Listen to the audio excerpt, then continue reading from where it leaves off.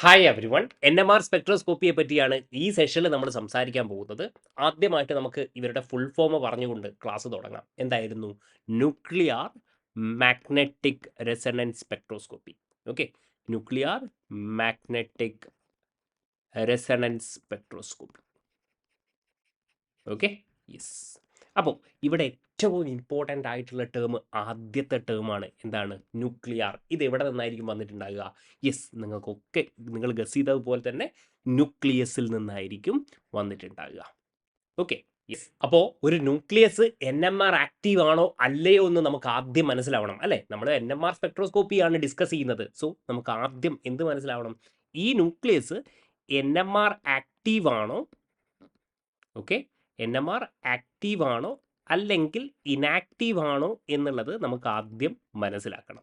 Okay, ഇതാണ് നമ്മുടെ primary condition. അപ്പോൾ ഇത് മനസ്സിലാക്കാൻ വേണ്ടിയിട്ട് ഈ ന്യൂക്ലിയസ് എന്ത് ചെയ്യണം? യെസ്, രണ്ട് കണ്ടീഷൻസ് സാറ്റിസ്ഫൈ ചെയ്യണം. ഏതൊക്കെയാണ് രണ്ട് കണ്ടീഷൻസ്? നോക്കിക്കോളെ. ഒന്നെന്ന് പറയുന്നത് വളരെ സിമ്പിളാണ്. ഒന്ന്, എന്തെങ്കിലും ഒരു ചാർജ് ന്യൂക്ലിയസ് എന്ത് ചെയ്യണം? ക്യാരി ചെയ്യണം. അപ്പോൾ ന്യൂക്ലിയസിൽ എന്തൊക്കെയാണ് ഉണ്ടാകുക? പ്രോട്ടോൺസും ഉണ്ടാകും, ന്യൂട്രോൺസും ഉണ്ടാകും. അപ്പോൾ എല്ലാ ന്യൂക്ലിയസിലും എന്തുണ്ടാവും? ഒരു പ്രോട്ടോണെങ്കിലും ഉണ്ടാവുമല്ലോ. ന്യൂട്രോണിന് സ്വാഭാവികമായിട്ടും ചാർജ് ഒന്നും ഇല്ല. ഓക്കെ, പക്ഷേ പ്രോട്ടോൺ എന്ത് ചാർജ് ഉണ്ട്? യെസ്, പോസിറ്റീവ് ചാർജ് ഉണ്ട്. അപ്പോൾ എല്ലാ ന്യൂക്ലിയസിലും എന്തുണ്ടാവും? ചാർജ് എന്തായാലും ഉണ്ടാവും. ഇനി രണ്ടാമത്തെ കണ്ടീഷനാണ് വളരെ ഇമ്പോർട്ടൻറ്റ്. അതായത് it should possess a non zero.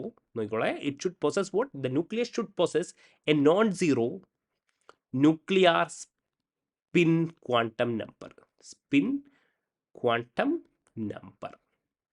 Okay, അതായത് നമ്മൾ ഇതിനെ വിളിക്കുന്നത് nuclear spin number. Nuclear spin number നമ്മൾ എങ്ങനെ ഡെസിഗ്നേറ്റ് ചെയ്യും? ഐ കൊണ്ടായിരിക്കും മക്കളെ ഡെസിഗ്നേറ്റ് ചെയ്യുക. I0 ആണെങ്കിൽ ഇവരെന്തായിരിക്കും? NMR ഇനാക്റ്റീവ് ആയിരിക്കും. NMR എന്തായിരിക്കും? Yes, inactive. ഓക്കെ, ഇനി I≠0 ആണെങ്കിൽ യെസ്, ഓഫ് കോഴ്സ് ഇവരെന്തായിരിക്കും? യെസ്, NMR ആക്റ്റീവ് ആയിരിക്കും. NMR active. സിമ്പിളാണ്. പക്ഷെ നമുക്ക് എങ്ങനെ അറിയാൻ പറ്റും ഒരു ന്യൂക്ലിയസ് തന്നിട്ട് ഇതിൻ്റെ സ്പിൻ ക്വാണ്ടം നമ്പർ 0 ആണോ അല്ലയോ എന്നുള്ളത്? അതിനൊരു ഷോർട്ട് കട്ട് ഉണ്ട് മക്കളെ. ഒരു സിമ്പിൾ ആയിട്ടുള്ള കാര്യമാണ്. ലെറ്റ്സ് സേ നിങ്ങൾക്ക് തരുന്നത് കാർബൺ 12 ആണെന്ന് വിചാരിക്കുക. ഓക്കെ, അതേപോലെ ഓക്സിജൻ 16 ആണെന്ന് വിചാരിക്കുക, അല്ലെങ്കിൽ സിലിക്കൺ 28. ഇതൊക്കെ എന്താണ്? മാസ് നമ്പർ ആണ്, അല്ലേ? മുകളിൽ എഴുതുന്നത് എന്തായിരിക്കും? യെസ്, മാസ് നമ്പർ ആയിരിക്കും. ഈ മാസ് നമ്പറിനെ നോക്കിക്കോളെ, എന്താ പറയുന്നത്? ഈ മാസ് നമ്പറിനെ നിങ്ങൾ എന്ത് ചെയ്യുക? 4 കൊണ്ട് ഡിവൈഡ് ചെയ്യുക. ഓക്കെ, മാസ് നമ്പറിനെ 4 കൊണ്ട് ഡിവൈഡ് ചെയ്യുക. ഇത് കംപ്ലീറ്റ്ലി ഡിവിസിബിൾ ആണെങ്കിൽ, നോക്കണേ, കംപ്ലീറ്റ്ലി ഡിവിസിബിൾ ആണെങ്കിൽ ഇവരെന്തായിരിക്കും എടാ? യെസ്, കംപ്ലീറ്റ്ലി ഡിവിസിബിൾ ആണെങ്കിൽ ഇവർ NMR ഇനാക്റ്റീവ് ആയിരിക്കും. ഇത്ര കാര്യമേ ഉള്ളൂ. എന്തായിരിക്കും? This is NMR inactive. Okay, ഇനി ഇവിടെ ലെറ്റ്സ് സേ NMR ആക്റ്റീവിൻ്റെ എക്സാമ്പിൾ എന്തായിരിക്കും? യെസ്, പ്രോട്ടോൺ NMR ഒക്കെ നിങ്ങൾ കേട്ടിട്ടുണ്ടാവും. അതേപോലെ C13 NMR നിങ്ങൾ കേട്ടിട്ടുണ്ടാവും. ഓക്കെ, അതേപോലെ നൈട്രജൻ 14, അതേപോലെ ഫ്ലൂറിൻ 19. ഇവരെന്ത് ചെയ്യാൻ പറ്റത്തില്ല? യെസ്, 4 കൊണ്ട് മാസ് നമ്പറിന് എന്ത് ചെയ്യാൻ പറ്റത്തില്ല? യെസ്, 4 കൊണ്ട് കംപ്ലീറ്റ്ലി എന്ത് ചെയ്യാൻ പറ്റത്തില്ല? ഡിവിസിബിൾ ആയിരിക്കത്തില്ല. കംപ്ലീറ്റ്ലി ഡിവിസിബിൾ ആയിരിക്കത്തില്ല. അങ്ങനെയാണെങ്കിൽ ഇവരെന്തായിരിക്കും? NMR ആക്റ്റീവ് ആയിരിക്കും. ഓക്കെ, അപ്പോൾ വളരെ ഇമ്പോർട്ടൻ്റ് ആയിട്ട് നിങ്ങൾ മനസ്സിലാക്കേണ്ടത് ഹൈഡ്രജൻ പ്രോട്ടോൺ NMR എന്ന് നമ്മൾ പറയും. അതേപോലെ കാർബൺ 13 NMR, N14, ഇവരെ ഒന്നും എന്ത് ചെയ്യാൻ പറ്റത്തില്ല? ഇവരുടെ മാസ് നമ്പറിന് എന്ത് ചെയ്യാൻ പറ്റത്തില്ല? നമുക്ക് 4 കൊണ്ട് കംപ്ലീറ്റ്ലി ഡിവിസിബിൾ ചെയ്യാൻ പറ്റത്തില്ല.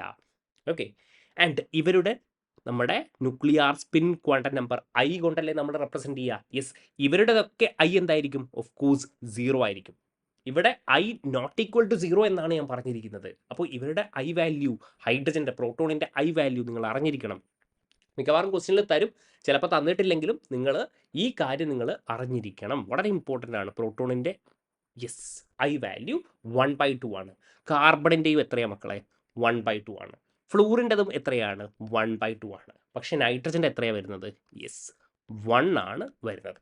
ഓക്കെ, വളരെ ഇമ്പോർട്ടൻ്റ് ആയിട്ട് നമുക്ക് പഠിക്കാനുള്ളത് H1 NMRഉം C13 NMRഉം ആണ്. ഇതിൽ ഏറ്റവും ഇമ്പോർട്ടൻ്റ് ആർക്ക് തന്നെയായിരിക്കും? യെസ്, പ്രോട്ടോൺ NMRന് തന്നെയായിരിക്കും ഏറ്റവും ഇമ്പോർട്ടൻസ്. Okay, yes. ഒരുപാട് കാര്യങ്ങൾ, ഇൻട്രസ്റ്റിംഗ് ആയിട്ടുള്ള കാര്യങ്ങൾ എക്സാം പോയിന്റ് ഓഫ് വ്യൂവിൽ ഒരുപാട് പ്രോബ്ലംസ് ഒക്കെ നോക്കിക്കൊണ്ട് തന്നെ നമുക്ക് കൃത്യമായിട്ട് മനസ്സിലാക്കാം. അപ്പോൾ ആദ്യത്തെ കാര്യം എന്ന് പറയുന്നത് നമ്പർ ഓഫ് സിഗ്നൽസ് കണ്ടുപിടിക്കാനാണ്. അപ്പോൾ അതായത് ലെറ്റ്സ് സേ ഞാൻ പറയുകയാണ്, ഒരു കോമ്പൗണ്ട് നിങ്ങൾക്ക് തരികയാണ്, CH3 CH2 Br എന്ന് പറയുന്ന ഒരു കോമ്പൗണ്ട് തന്നിട്ടുണ്ട്.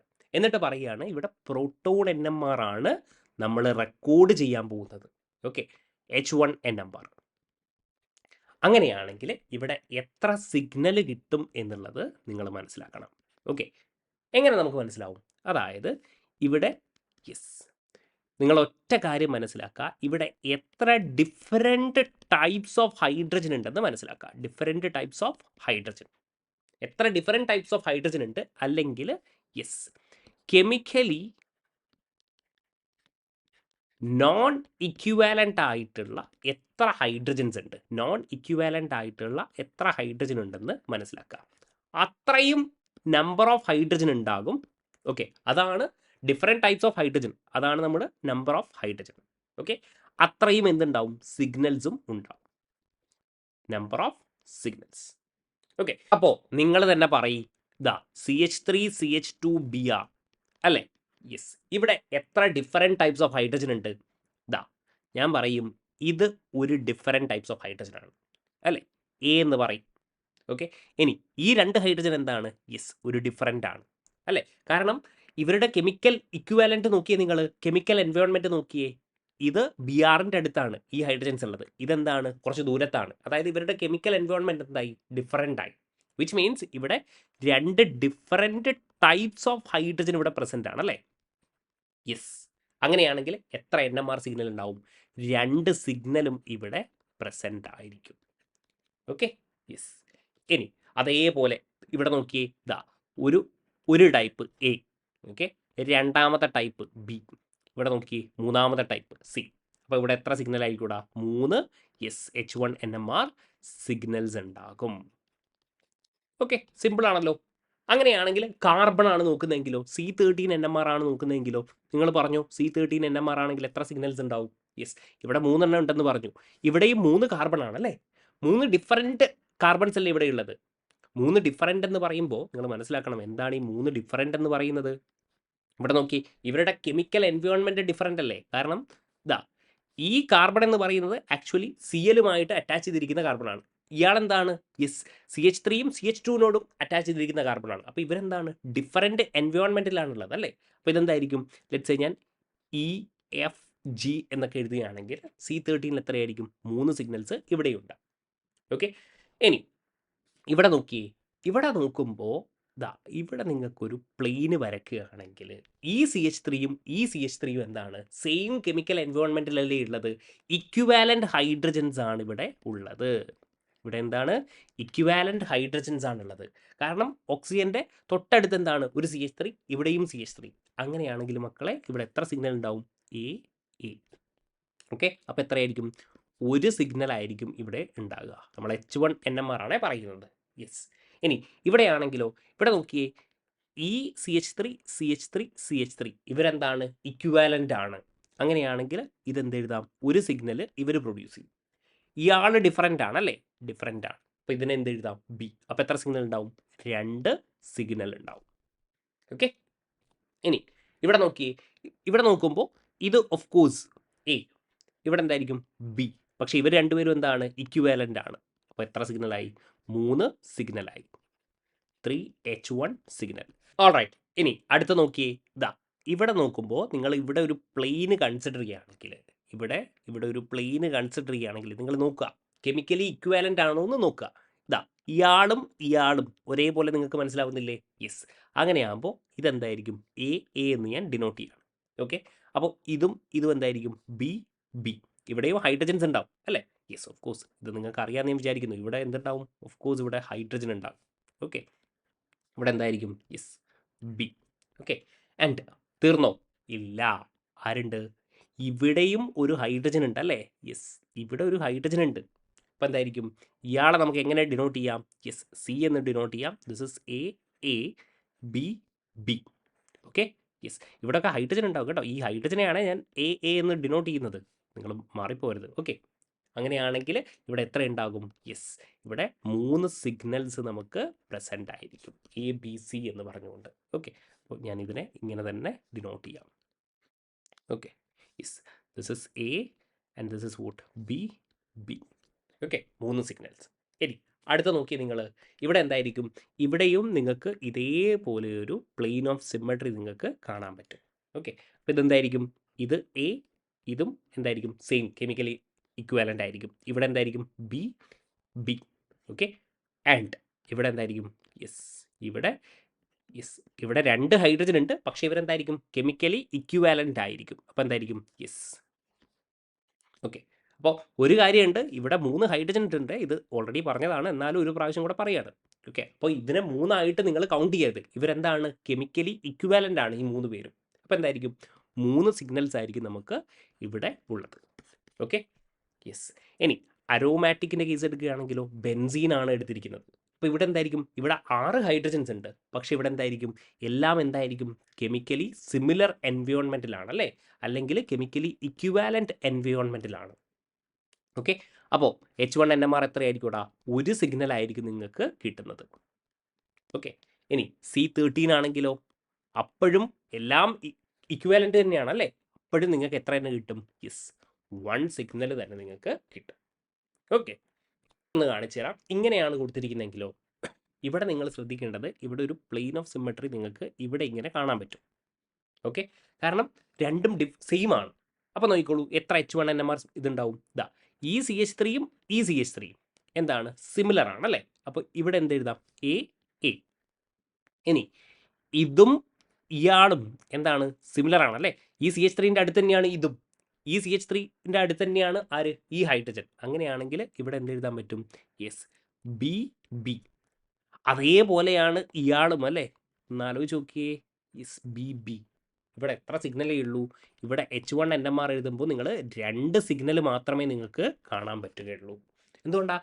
നോക്കിയേ, ഈ CH3ൻ്റെ ഓർത്തോ പൊസിഷനിലാണല്ലേ ഈ ഹൈഡ്രജനും ഈ ഹൈഡ്രജനും. അപ്പോൾ ഇവർ രണ്ടുപേരും എന്താണ്? കെമിക്കലി ഇക്വാലൻ്റ് ആയിട്ടുള്ള എൻവയോൺമെൻ്റ് ആണ്. അതേപോലെ ഇവിടെയും. അപ്പോൾ എത്ര സിഗ്നലാണ്? 2 സിഗ്നൽ. പക്ഷേ C13 നിങ്ങൾ പറഞ്ഞേ, കാർബൺ 13 ആകുമ്പോൾ എത്രയുണ്ടാവും? യെസ്, ഇവിടെ 2 അല്ല, മറിച്ച് 3 സിഗ്നൽസ് ഉണ്ടാകും. എങ്ങനെയാണ്? ഇവിടെ നോക്കിയേ, ഇതിനെ ഞാൻ എഫ് എന്ന് നൊട്ടേറ്റ് ചെയ്യാണ്. അപ്പോൾ ഇയാളും ഇയാളും ഇക്വാലൻ്റ് ആണ്, എഫ് എഫ്.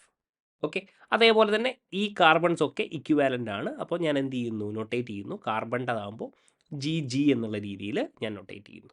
ഓക്കെ, പക്ഷേ വേറൊരു കാർബണും കൂടെ ഉണ്ടല്ലേ. ഏതാണ്? യെസ്, ഇവിടെ ഇതാ, ഈ കാർബണും എന്താണ്? ഇക്വാലൻ്റ് ആണ്. അപ്പോൾ എന്തായിരിക്കും? H H. പക്ഷേ അവിടെ ഹൈഡ്രജൻ ഉണ്ടോ? ഇല്ല. അതുകൊണ്ടാണ് നമ്മൾ ഹൈഡ്രജനെ കൗണ്ട് ചെയ്യാത്തത്. ഹൈഡ്രജൻ ഇല്ല എന്ന് പറഞ്ഞാൽ 1 2 3 4 ഓൾറെഡി 4 ബോണ്ടും ഫോം ചെയ്തു, ഹൈഡ്രജൻ ഇല്ല. പക്ഷെ അവിടെ കാർബൺ ഉണ്ട്. അപ്പോൾ ഏതൊക്കെയാണ്?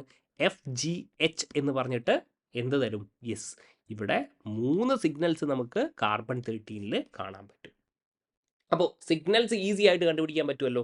കെമിക്കലി ഇക്വാലൻ്റ് ആരാണ്, നോൺ ഇക്വാലൻ്റ് ആരാണ് എന്ന് മനസ്സിലാക്കിയാൽ മതി. അതായത് ഡിഫറൻറ്റ് ടൈപ്സ് ഓഫ് ഹൈഡ്രജൻ ആണ് ഞാൻ ഈ പറയുന്നത്. ഡിഫറൻറ്റ് ടൈപ്സ് ഓഫ് ഹൈഡ്രജൻ ഉണ്ടെങ്കിൽ അത്രയും സിഗ്നൽസ് നമുക്ക് കിട്ടും. അതിനെയാണ് ഞാൻ എന്ത് പറയുന്നത്? കെമിസ്ട്രിയുടെ ടേമിൽ കെമിക്കലി ഇക്വാലൻറ്റും നോൺ ഇക്വാലൻ്റ് എന്നൊക്കെ ഞാൻ പറയുന്നത്. ഓക്കെ, എത്ര ഡിഫറെൻറ്റ് ടൈപ്സ് ഓഫ് ഹൈഡ്രജൻ ഉണ്ടോ അത്രയും സിഗ്നൽസ് കിട്ടും. ക്ലിയർ ആണല്ലോ? യെസ്. പക്ഷേ വേറൊരു കാര്യമുണ്ട്. ഇങ്ങനെയൊക്കെ ഈ സിഗ്നൽസ് കിട്ടുമെങ്കിലും ഇവിടെ എന്ത് നടക്കും? ഈ സിഗ്നൽസിന് സ്പ്ലിറ്റിങ് നടക്കും.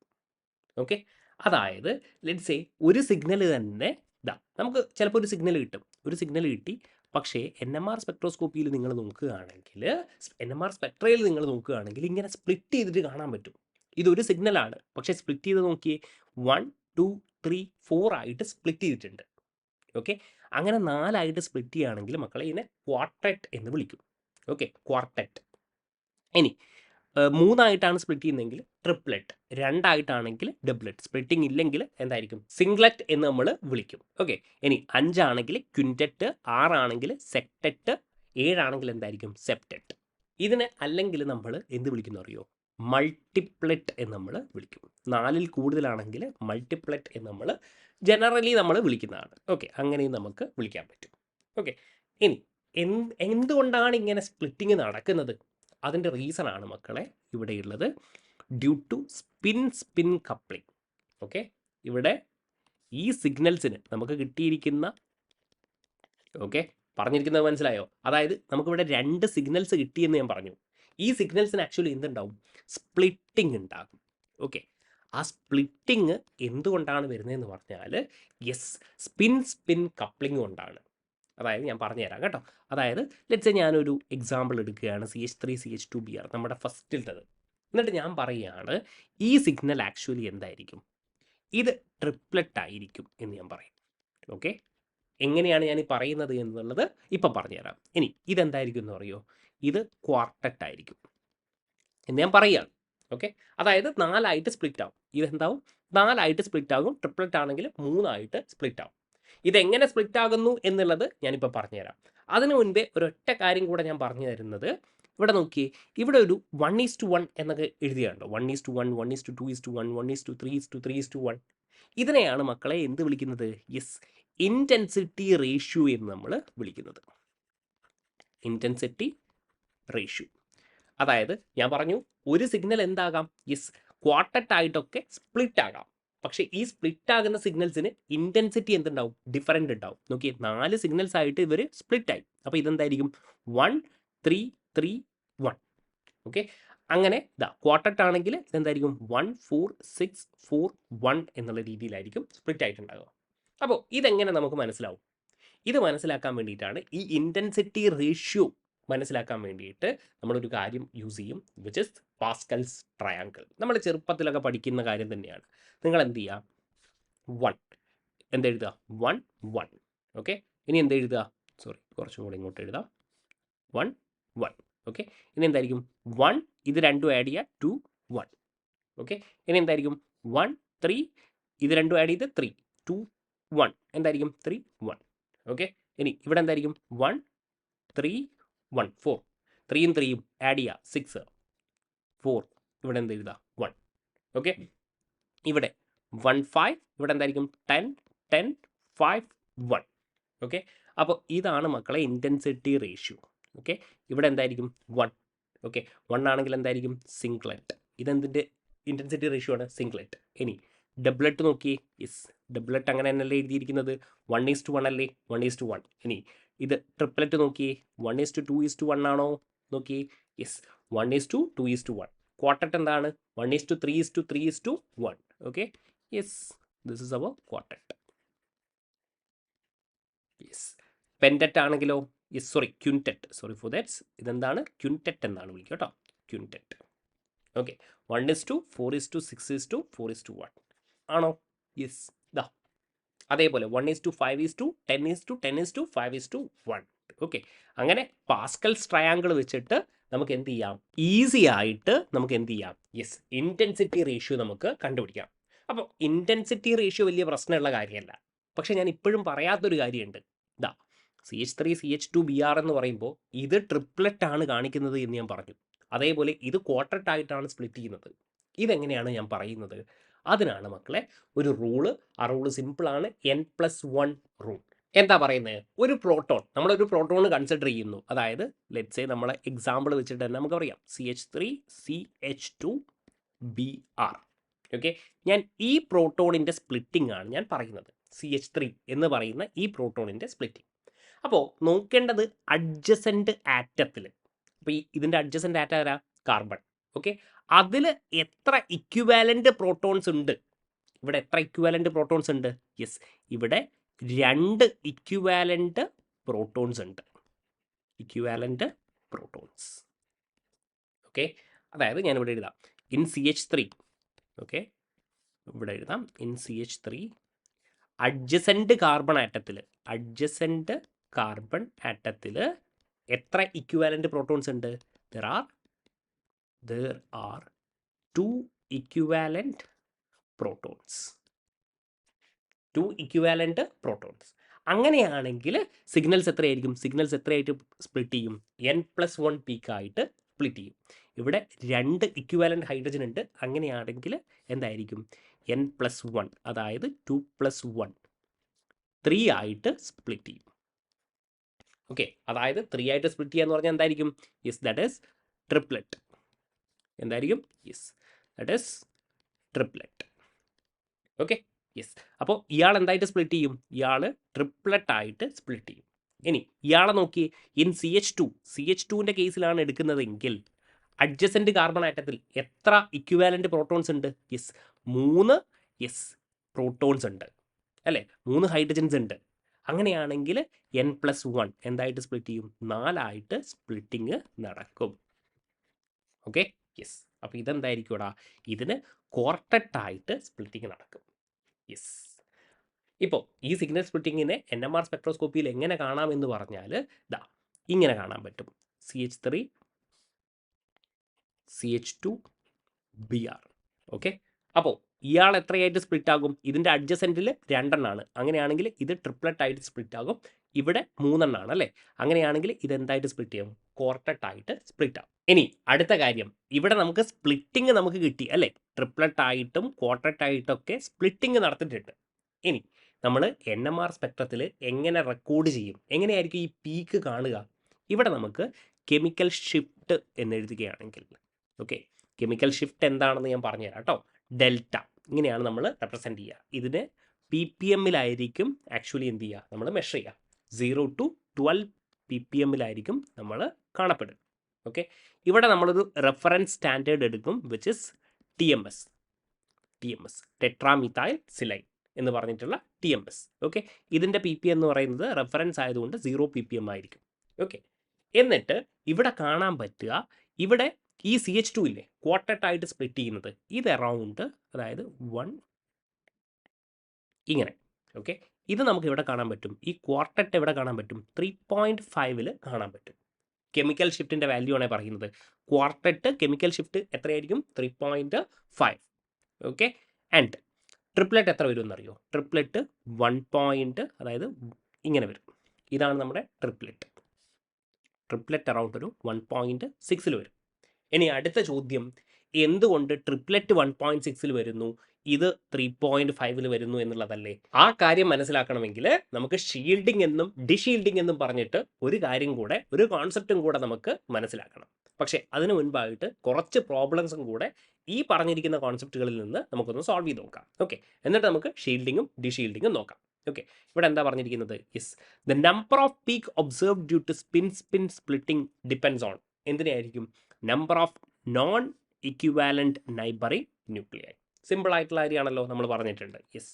മൂന്നാമത്തത്, in the compound CH3 CH2OH the CH2 group will show which kind of splitting എന്നാണ് ചോദിച്ചിരിക്കുന്നത്. അപ്പോൾ നമുക്കൊന്ന് വരച്ചു നോക്കാം. CH3 CH2OH.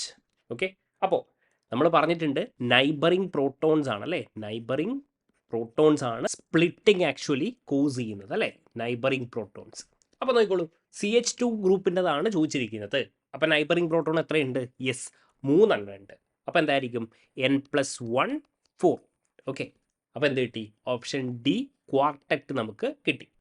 അപ്പോൾ നിങ്ങൾ ചോദിക്കും, സർ OH-ൽ H ഇല്ലേ, ഇവരും സ്പ്ലിറ്റ് ചെയ്യത്തില്ലേ, അപ്പോൾ 3 3 4 അല്ലേ 5 അല്ലേ വരേണ്ടത് എന്ന് നിങ്ങൾ ചോദിക്കും.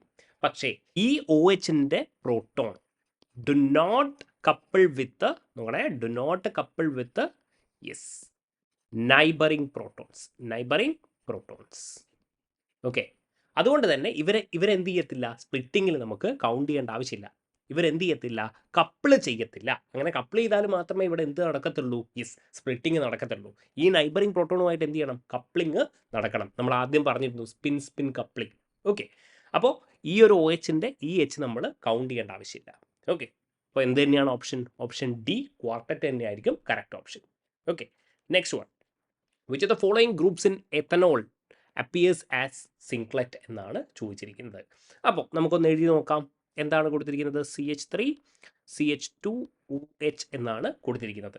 അപ്പോൾ ഇയാളുടെ കേസ് എടുക്കുകയാണെങ്കിൽ 2ഉം 1ഉം എന്തായിരിക്കും? ട്രിപ്ലറ്റ്. ഇയാളാണെങ്കിൽ 3 എണ്ണം ഉണ്ട് അല്ലേ നൈബറിങ്ങിൽ, അപ്പോൾ എന്തായിരിക്കും? ക്വാർട്ടറ്റ് ആയിരിക്കും. ഓഫ് കോഴ്സ് ഇയാൾ എന്ത് ചെയ്യത്തില്ല? നമ്മളിപ്പോൾ പറഞ്ഞു അല്ലേ, കപ്ലിങ്ങിൽ പാർട്ടിസിപ്പേറ്റ് ചെയ്യത്തില്ല. Yes, do not participate in what? Do not participate in coupling. അതുകൊണ്ട് തന്നെ സ്പ്ലിറ്റിംഗ് ഉണ്ടാവത്തില്ല. So this is what? Yes, singlet ആയിട്ട് OH-ൻ്റെ പ്രോട്ടോൺ ആയിരിക്കും ഉണ്ടാകുക അല്ലേ. അപ്പോൾ option C. Next one, what splitting pattern is shown by the proton in the CH group of yes, ഇങ്ങനെ CH ഗ്രൂപ്പാണ് ചോദിച്ചിരിക്കുന്നത് അല്ലേ. അപ്പോൾ നമുക്കൊന്ന് നോക്കാം. CH3 C ഇവിടെ ഇമ്പോർട്ടൻ്റ് ആയിട്ട് HCl CH3 അല്ലേ? അപ്പോൾ ഇതിൻ്റെ നൈബറിംഗ് പ്രോട്ടോൺസ് നോക്കിയാൽ പോരെ. നൈബറിംഗ് പ്രോട്ടോൺസ് നോക്കിയിട്ട് n+1 വാല്യൂ കൊടുത്താൽ മതി. അപ്പോൾ നൈബറിംഗ് പ്രോട്ടോൺസ് ഇതാണ് നമ്മൾ. അപ്പോൾ ഇവിടെ 3 ഇവിടെ 3 എത്ര എണ്ണമായി? 6 എണ്ണം. 6+1 എന്തായി? 6+1 7. ഓക്കെ, അപ്പോൾ എന്തായിരിക്കും ഇവിടെ? മൾട്ടിപ്ലറ്റ് ആയിരിക്കും നമ്മുടെ ആൻസർ വരിക.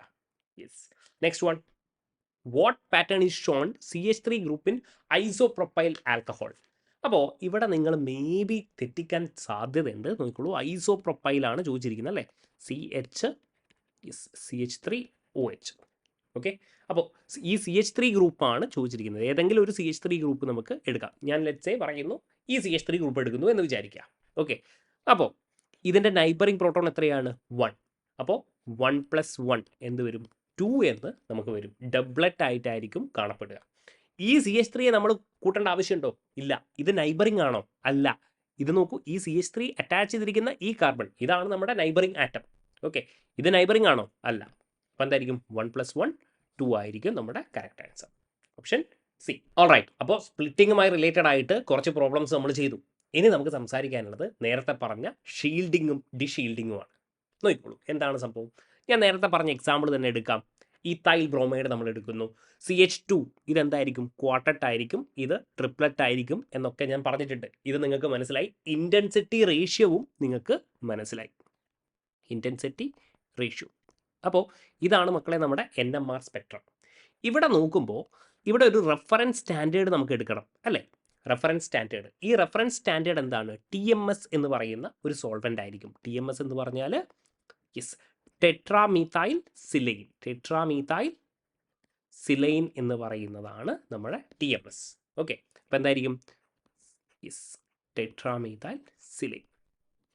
Okay, yes. അപ്പോൾ ഇയാളെയാണ് നമ്മൾ റെഫറൻസ് സ്റ്റാൻഡേർഡ് ആയിട്ട് എന്ത് ചെയ്യുന്നത്? NMRൽ യൂസ് ചെയ്യുന്നത്.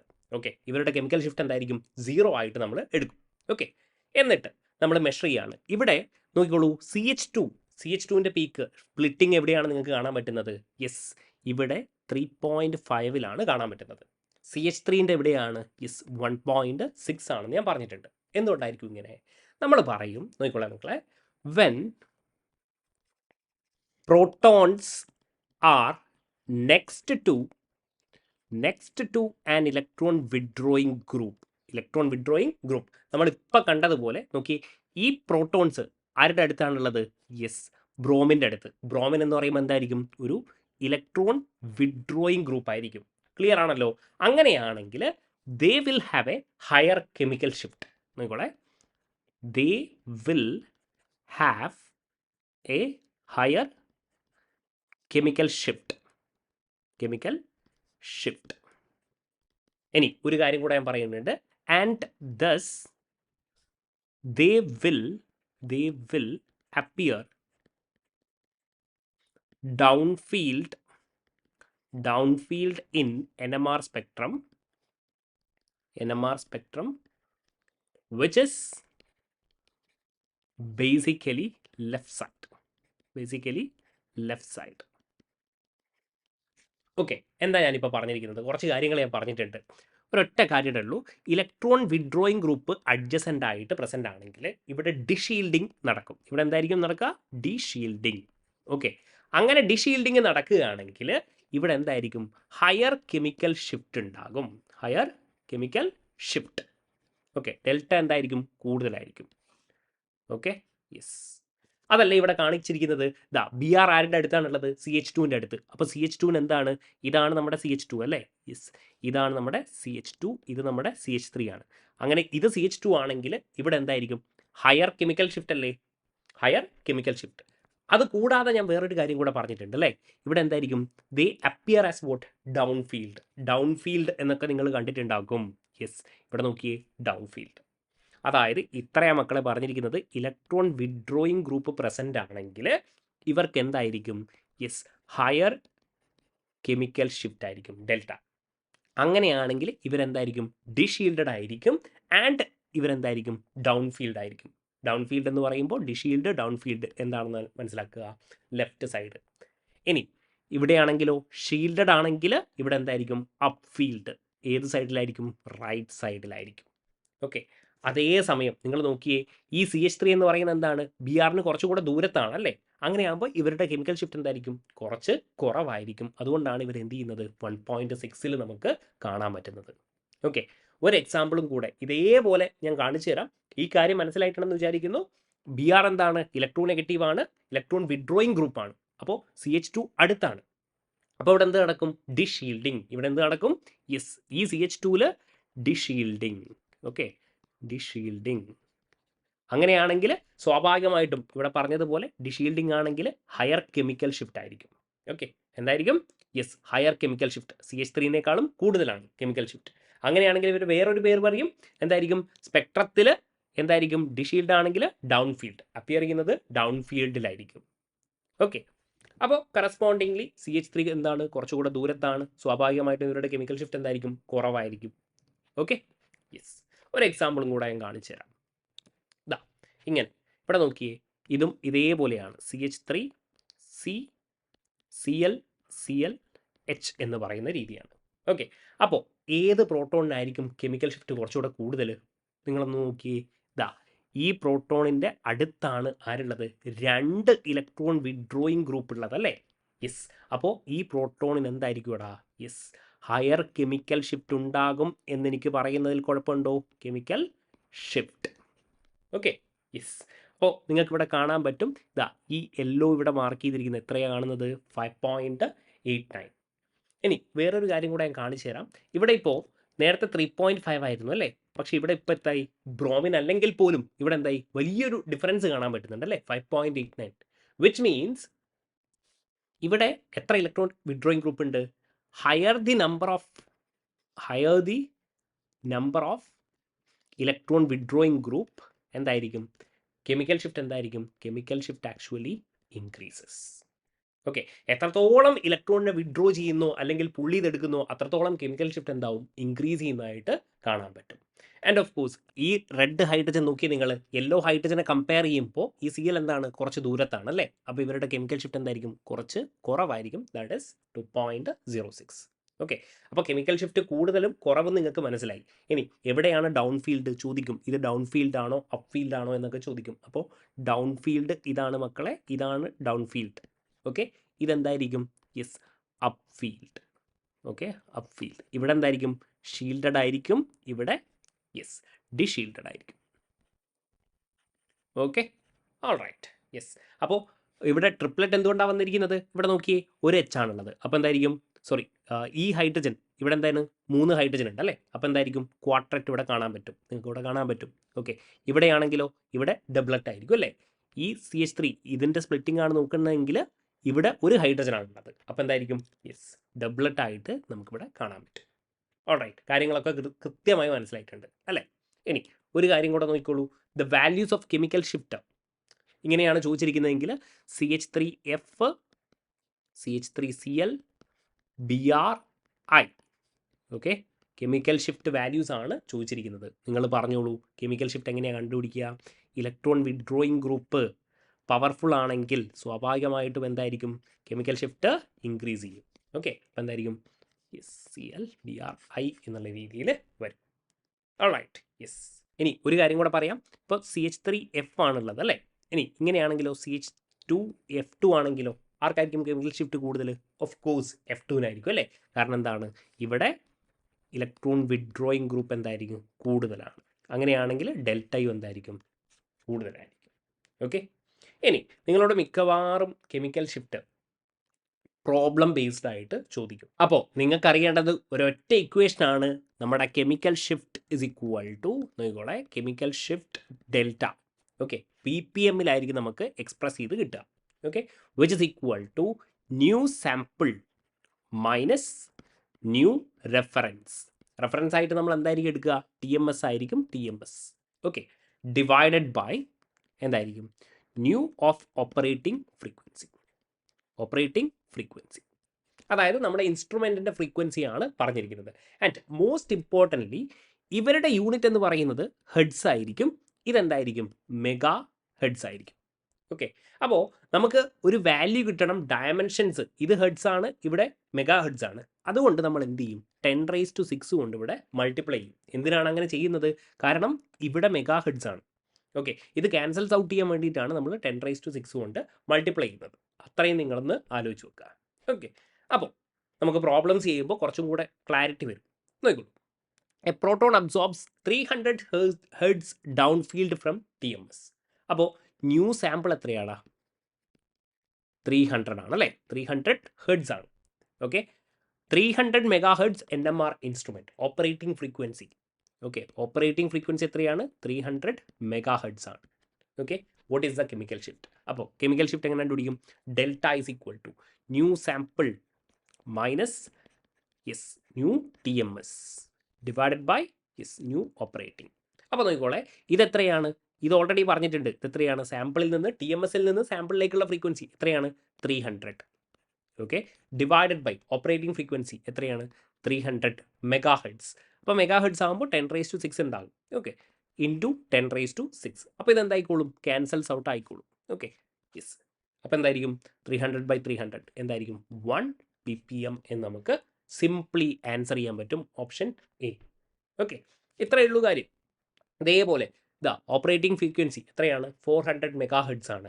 What is the frequency difference in hertz for a peak of 2.5 delta? Chemical shift ആണ് കൊടുത്തിരിക്കുന്നത് അല്ലേ? അപ്പോൾ എന്തായിരിക്കും? 2.5 is equal to nu sample divided by എന്ത് വരും? ഓപ്പറേറ്റിംഗ് ഫ്രീക്വൻസി എത്രയാണ്? 400 ആണ് അല്ലേ? അപ്പോൾ എന്ത് ചെയ്താൽ മതി? ന്യൂ സാമ്പിൾ എന്ന് പറയുന്നത് എന്തായിരിക്കും? 400 ഇൻറ്റു 2.5 എന്ന് വരും അല്ലേ? നിങ്ങൾ മൾട്ടിപ്ലൈ ചെയ്തോളൂ. 400 ഇൻറ്റു 2 800 ഇൻറ്റു 0.5 എത്രയായിരിക്കും? 200. അപ്പോൾ എന്തായിരിക്കും? 1000 ഹെർട്സ് എന്ന് നമുക്ക് ആൻസർ വരും. Option A.